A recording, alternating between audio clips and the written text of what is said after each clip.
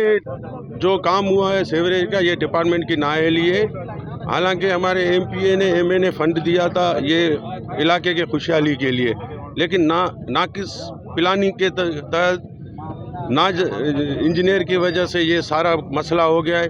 अब ये इंजीनियर भी आया है, एमएनए के नुमाइंदे भी आए हैं, पीपुल्स पार्टी के टोटल वर्कर और नुमाइंदे, काउंसलर, चेयरमैन वगैरह सब इकट्ठे हैं, पब्लिक के साथ हैं। हम भी रोडों में पब्लिक के साथ खड़े हैं। इंशाल्लाह ताला ये वायदा डिपार्टमेंट कर रहा है कि हम नेक्स्ट टाइम पे इसको ख़त्म करेंगे और प्लानिंग वो है हमारा जो आइंदा ये मसला ना हो।